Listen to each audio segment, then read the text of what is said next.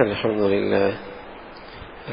لله والصلاة والسلام على سيدنا محمد وعلى آله وأصحابه أجمعين.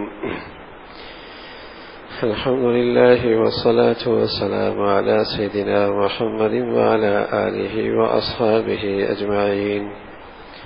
أما بعد فأعوذ بالله من الشيطان الرجيم. بسم الله الرحمن الرحيم. شهد الله أنه لا إله إلا هو والملائكة وأولو العلم قائما بالقسط. صدق الله العظيم. اللهم صل على سيدنا محمد النبي الأمي وعلى آله وأصحابه وسلم. اللهم صل على سيدنا محمد النبي الأمي وعلى آله وأصحابه وسلم. میرے معزز مسلمان بزرگوں، عزیز بھائیوں، اللہ کی ایک عظیم الشان خوبی ہے عدل و انصاف. اللہ عادل ہے. اللہ کی ایک عظیم الشان خوبی ہے عادل ہونا. اس کائنات کی روح بھی عدل ہے. اللہ عادل ہے. اس کا بھیجا ہوا نظام بھی عدل پر مشتمل ہے. اس کا قانون شریعت بھی عدل پر مشتمل ہے. اللہ خود عادل ہے. اس کی نظام زندگی، اس کی دی ہوئی نظام زندگی بھی سراپا عدل ہے.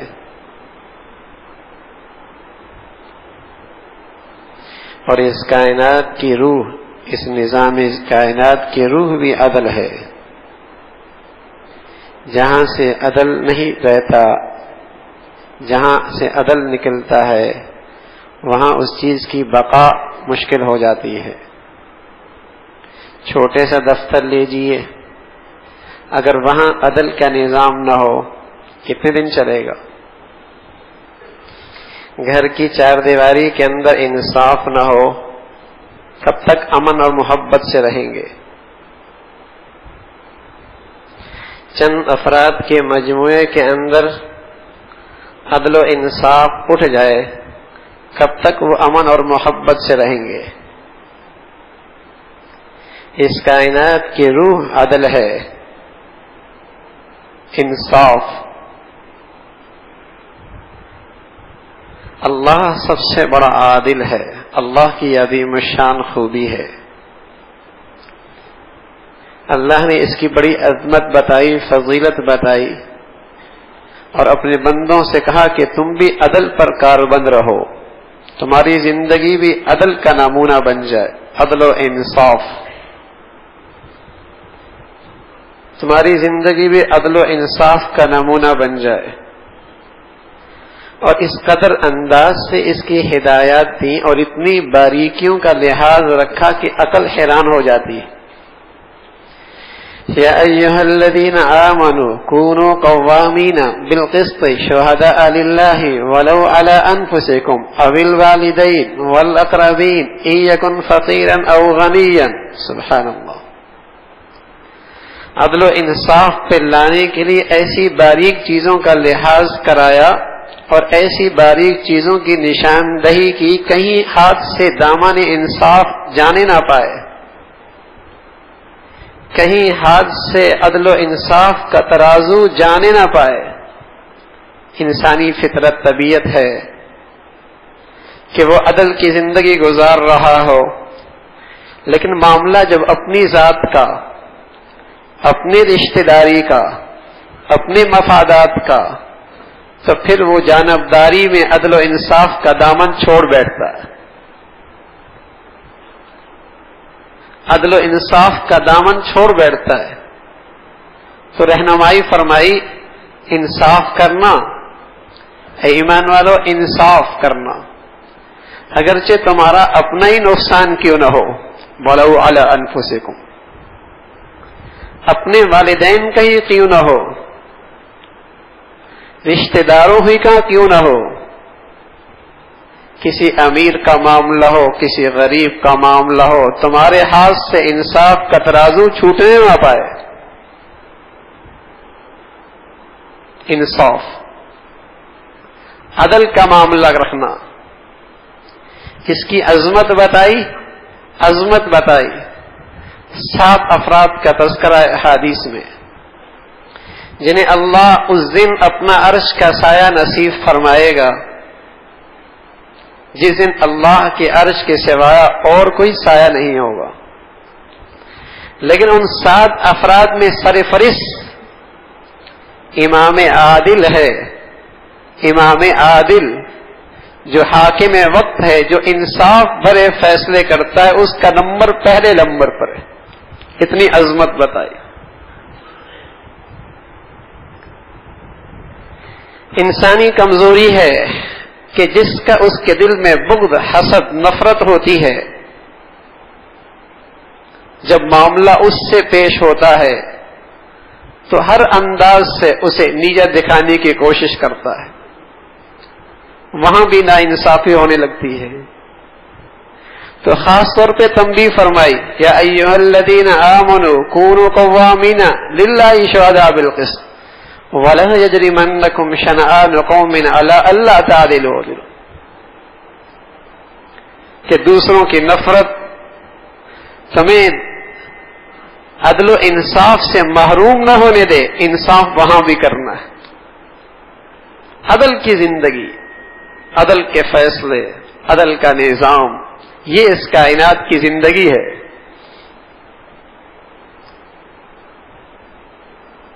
جب بھی کسی قوم کی بربادی کا وقت آیا اور کسی قوم کی ہلاکت کا وقت آیا تو اس قوم میں 2 امراض پیدا ہوئے. قوم عمومی طور پہ فسق و فجور بھی مبتلا ہوئی، حاکم اس کے اوپر ظالم جابر آئے.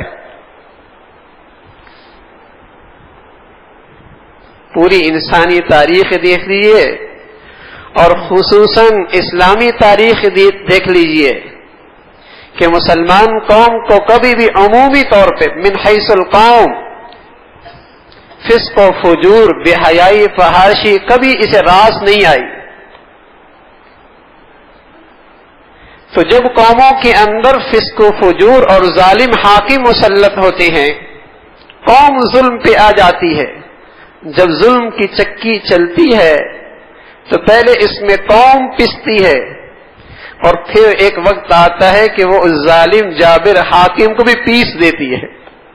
چھوڑتی کسی کو نہیں ہے، چھوڑتی کسی کو نہیں ہے.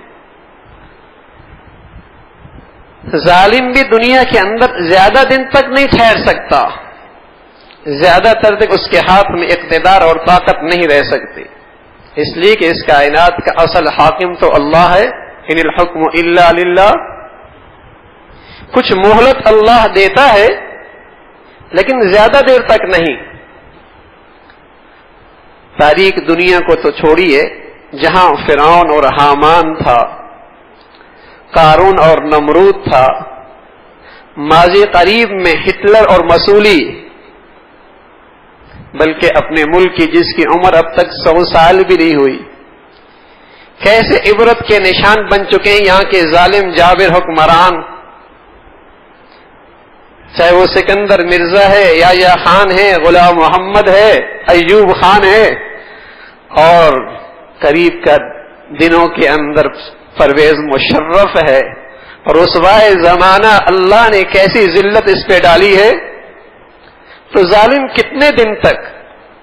یہ اللہ کا ایک نظام ہے کہ اللہ ظالم کو مہلت دیتا ہے لیکن پکڑتا ہے، اور جب وہ پکڑتا ہے تو پھر دنیا اس کا تماشا دیکھتی ہے. سکندر مرزا کو دیکھیے، قبر کہیں نہیں ملی، دنیا اسے قبر دینے کے لیے، جگہ دینے کے لیے تیار نہ تھی. ظالم نہیں بچ سکتا. اللہ کی پکڑ، ان بطش ربک لشدید، اللہ کی پکڑ بڑی سخت ہے. تو اس دنیا کی روح عدل و انصاف ہے. قومیں اور مملکتوں کی بقا انصاف کے ساتھ ہے. وَإِذَا أَرَدْنَا أَن نُهْلِكَ قَرْيَةً أَمَرْنَا مُتْرَفِيهَا فَفَسَقُوا فِيهَا فَحَقَّ عَلَيْهَا الْقَوْلُ فَدَمَّرْنَاهَا تَدْمِيرًا. جب قوم عدل و انصاف سے ہاتھ چھوڑ بیٹھتی ہے اور فسق و فجور میں مبتلا ہو جاتی ہے، خوشحالی انہیں اللہ کی نافرمانی پہ ابھار دیتی ہے، تو پھر اللہ کی پکڑ آتی ہے. الذین طغوا فی البلاد فاکثروا فیہا الفساد فصب علیہم ربک صوت عذاب ان ربک لبالمرصاد. قرآن ہے، قرآن ایک ضابطہ بتاتا ہے، قوموں کا ہلاکت کا تذکرہ نقشہ کھینچتا ہے. الذین طغوا فی البلاد، جو قوموں نے شہر میں سرکشی کی، فاکثروا فیہا الفساد فصب علیہم ربک صوت عذاب، پھر اللہ کا کوڑا برسا، اللہ کا کوڑا برسا. ان ربک لبالمرصاد، اللہ گھات میں بیٹھا ہے. ہاں، اللہ گھات میں بیٹھا ہے. اور میرے عزیزو، پچھلے ہفتے میں تو زمین نے حرکت دے کے ہمیں خبردار بھی کر دیا ہے، سنبھل جاؤ. اللہ کا نظام لمحوں کے اندر اوپر کا نظام نیچے کر دیا کرتا ہے، عزت والوں کو ذلیل کر دیا کرتا ہے، تخت والوں پہ تختے پہ ڈال دیا کرتا ہے، خوشحال لوگوں کو فقیر بنا دیا کرتا ہے، زمین کے اوپر رہنے والوں کو نیچے بھیج دیا کرتا ہے. دیر نہیں لگتی، بڑی سخت پکڑ ہے اس کی، بڑی طاقت والا ہے. لہو ملک السماوات والارض، زمین و آسمان کا وہ اکیلا بادشاہ ہے. واللہ یحکم لا معقب لحکمی، جب وہ فیصلہ کر لے مجال ہے کوئی اس کے فیصلے میں رکاوٹ پیدا کرے. ومن یہن اللہ فما لہ من مکرم، جسے وہ ذلیل کرنے پہ آئے کون عزت دے سکتا ہے؟ کسے وہ رسوا کرنے پہ آئے کون عزت دے سکتا ہے؟ جس کی کشتی وہ ڈبونے پہ آئے کون اسے منزل تک پہنچا سکتا ہے؟ اس اللہ کا ایک نظام ہے، جھٹکے دے رہا اللہ، جھٹکے. سنبھل جا، سنبھل جا. تو میرے عزیزو، دیر نہیں لگتی حالات بدلنے میں، دیر نہیں لگتی. کاش کہ اس جھٹکے سے مسلمانوں کی زندگیوں کا رخ بدل. لیکن وقتی تبصرے تجزے بس ختم. یہ زمین کے نیچے یہ ہو گیا، یہ پہلے کیوں نہیں ہوا؟ ارے سب اللہ کا نظام ہے. زمین کے نیچے کے پلیٹیں بھی، یہ سارا نظام بھی اللہ کے اختیار میں ہے، سب اللہ کا نظام ہے. یہ سب عبرت کی شکلیں اللہ دکھاتا ہے. دیر نہیں لگتی، دیر نہیں لگتی. تو مسلمان قوم من حیث القوم کبھی اسے بے حیائی، فحاشی، فسق، فجور، ظلم کبھی اسے راس نہیں آیا. جب بھی یہ دھرتی سے مٹنا شروع ہوئی، اس کے پیچھے اس کا ظلم تھا، فسق و فجور تھا. جب بھی اس کے پستی کا دور آیا، ذلت اور رسوائی کا دور اس کے آگے آیا، تو اس کے پیچھے اس کے فسق و فجور اور نافرمانی کی زندگی. پوری اسلامی تاریخ دیکھ لیجیے. تو اللہ نے اس دنیا کا نظام، اس مملکت کا بقا اس عدل و انصاف کے اندر رکھا. اگر کہیں سے انصاف اٹھ جائے تو گھر کی چھوٹی سی سلطنت نہیں رہ سکتی، چھوٹے سے دفتر کا نظام نہیں چل سکتا، چھوٹے سے دفتر کا نظام نہیں چل سکتا. چند افراد کا مجموعہ زیادہ دیر تک امن اور محبت سے نہیں رہ سکتے. اور اگر اندر سے پورے مملکت سے اور پوری ملت سے انصاف نکل جائے تو کیسے اس کا وجود باقی رہے گا؟ نہیں رہ سکتا. عدل و انصاف. اور میرے عزیزو، اللہ عادل ہے، اور اس نے جو قانون شریعت دیا ہے، قانون شریعت دیا ہے جسے اسلام کہتے ہیں، وہ سراپاہ عدل ہے، وہ سراپاہ عدل ہے. ظالم جابر لوگوں کو اس قانون سے خوف ہے، خوف کہ جب اس قانون کا رواج، جب یہ قانون زندہ ہوگا اس دھرتی پہ، ان عدالتوں پہ، ان بازاروں میں، ان ایوانوں میں، اس پارلیمنٹ میں عدل و انصاف کا قانون زندہ ہوگا، اسلام کا قانون زندہ ہوگا، تو ظالموں کے دن گنے جائیں گے. ہاں ان کا بقا مشکل ہو جائے گی، اس لیے وہ اس کے بارے میں غلط فہمیاں مسلمانوں میں پیدا کر، پتہ نہیں کیا ہو جائے گا. ورنہ اللہ عادل ہے اور اس کا نظام زندگی بھیجا ہوا وہ سراپا عدل ہے، اس میں تو انصاف ہی انصاف. اور اللہ نے اہل ایمان سے کہا کہ تم عدل کا دامن کسی حال میں نہ چھوڑ، چاہے تمہارے اپنے مفادات خطرے میں ہوں، چاہے تمہیں فیصلہ اور گواہی اپنے رشتہ داروں کے خلاف، اپنی اولاد کے خلاف کیوں نہ دینی پڑے، چاہے تمہارا وہ معاملہ ایسی جگہ پہ آ جائے کہ جہاں تمہارا دوسری طرف دشمن کھڑا ہے، تو وہاں بھی معاملہ انصاف سے کرنا، نہ انصاف ہی نہ کرنا. قرآن نے ایک واقعہ لکھا ہے، سبحان اللہ، ایک یہودی اور ایک نام نہاد مسلمان، وہ دونوں حضرات حضور علیہ الصلوۃ والسلام کی خدمت میں آئے فیصلہ کرانے کے لیے. اس نام نہاد مسلمان کو یہ اندازہ تھا کہ میں ہوں تو مسلمان کہلانے میں میرے حق میں فیصلہ ہو جائے گا.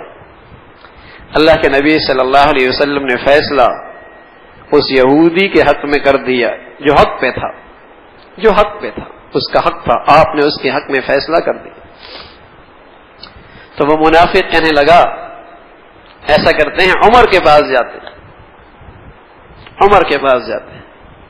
اس نادان کا خیال یہ تھا کہ عمر یہودی کا نام سنتے ہی میرے حق میں فیصلہ سنا دے گا، میرے مخالف میں یہودی کھڑا ہے، عمر اسے دیکھتی ہی میرے حق میں فیصلہ سنا دیں گے. یہ حضرت عمر کے دروازے پہ گئے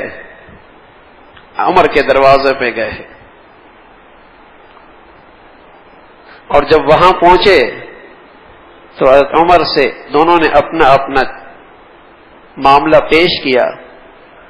حضرت عمر فیصلہ فرمانے لگے تو یہودی کہنے لگا، ٹھہرو عمر، فیصلہ کرنے سے پہلے ایک بات ذہن میں رکھو کہ تمہارے نبی نے میرے حق میں فیصلہ کر دیا ہے اور یہ شخص اس فیصلے کو ماننے کے لیے تیار نہیں، وہ پھر آپ کے پاس آیا. اب حضرت عمر رضی اللہ عنہ اندر گئے اور تلوار لے کے آئے اور تلوار سے اس منافق کا سر قلم کیا. کہا جو میرے نبی کا فیصلہ نہیں مانتا پھر عمر کی تلوار ہی اس کا فیصلہ کرے گی. پھر ان نام نہاد لوگوں نے اور منافقین نے بڑا شور کیا کہ عمر کے ہاتھ سے ایک مسلمان کی جان چلی گئی. تو اللہ نے قرآن کی آیتیں بھیج دی، فلا وربک لا یؤمنون حتى يحكموك فيما شجر بينهم، فلا وربک لا یؤمنون حتى يحكموك فيما شجر بينهم.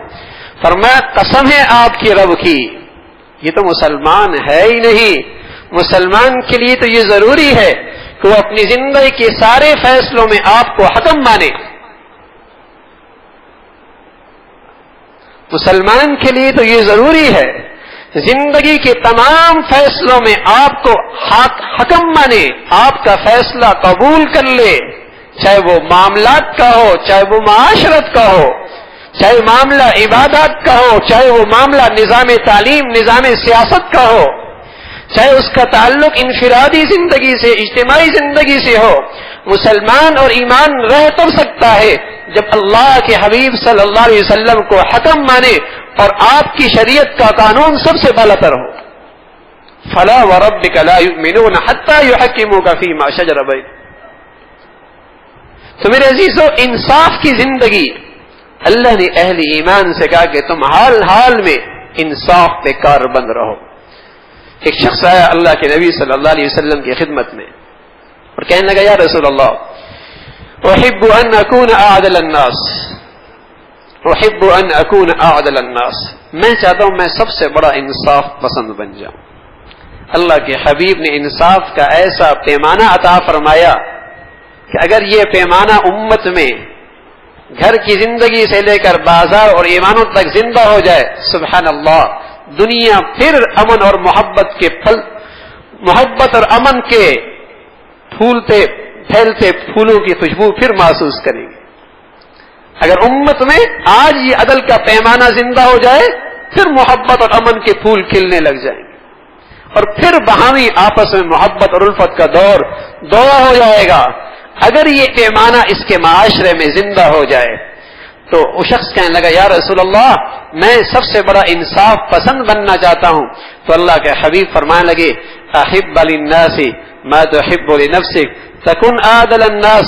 جو اپنے لیے پسند کرتا ہے وہی اپنے بھائی کے لیے پسند کر لے, سب سے بڑا انصاف پسند بن جائے گا. سبحان اللہ, سب سے بڑا انصاف پسند. جو اپنے لیے پسند وہ اپنے بھائی کے لیے پسند. یہ ہم اپنی چھوٹی سی کائنات کے اندر, گھر کی زندگی, چھوٹی سی کائنات کے اندر, دفتر کے اندر, چھوٹی سی زندگی جو میری اپنی زندگی ہے, اگر یہ فارمولہ اس میں بھی زندہ ہو جائے تو کتنا امن اور محبت کا منظر نظر آئے کہ جب میں نہیں چاہتا کوئی میرے بارے میں بدگمانی کرے تو دوسروں کے لیے بدگمانی کر کے کیوں ظالم بنتا ہے. جب میں نہیں چاہتا کوئی زبان کی تلخی سے میری عزت نفس مجروح کرے, میں کیوں دوسروں کی عزت نفس مجروح کروں. میں نہیں چاہتا کوئی میری عزت اور آبرو اور مال پر حملہ آور ہو, پھر تم کیوں کسی کے پیٹھ پیچھے اس کی عزت آبرو پہ حملہ آور ہو رہے ہو. جب کوئی نہیں چاہتا کوئی میرا مال غصب کر لے, تم کیوں کسی کا مال غصب کر رہے ہو. جب تم اپنے معاملات میں نہیں چاہتے کوئی تم سے آج شکنی کرے اور تمہیں ٹال مٹول کرے, تم نہیں چاہتے, پھر تم بھی اپنی بازاری زندگی کے اندر اس ناانصافی سے اپنے آپ کو بچاؤ. ارے پوری زندگی کے اندر اگر یہی پیمانہ زندہ ہو جائے انصاف کا, احب للناس ما تحب لنفسک تکن عادل الناس, جو اپنے لیے پسند ہے وہی اپنے بھائی کے لیے پسند ہے. ارے میرے عزیزو, یہ عدل و انصاف اسلام کا ادنا درجے کا حسن ہے, ادنا درجے کا حسن. اگر یہی بھی زندہ ہو جائے, ورنہ اس سے بڑھ کر احسان, اس سے بڑھ کر ایثار, اس سے بڑھ کر احسان, اس سے بڑھ کر ایثار. لیکن اگر یہی معاشرے میں زندہ ہو جائے عدل و انصاف, تو میرے عزیزو یہ ملت بھی رہ سکتی ہے, یہ ملک بھی رہ سکتا ہے, یہ معاشرہ بھی رہ سکتا ہے. اور سچ یہ ہے کہ ہمارے گھروں کی زندگیاں اور ہمارے خاندانوں کی زندگیاں وہ بھی محبت اور امن کے ساتھ رہ سکتی ہیں اگر یہ قانون ہماری زندگیوں میں زندہ ہو جائے. اللہ ہم سب کو بھائی اس میں عمل کی توفیق نصیب فرما دے. وآخر دعوانا الحمدللہ رب العالمین. سب کو بھائی اس میں عمل کی توفیق نصیب فرما دے. وآخر دعوانا الحمدللہ رب العالمین.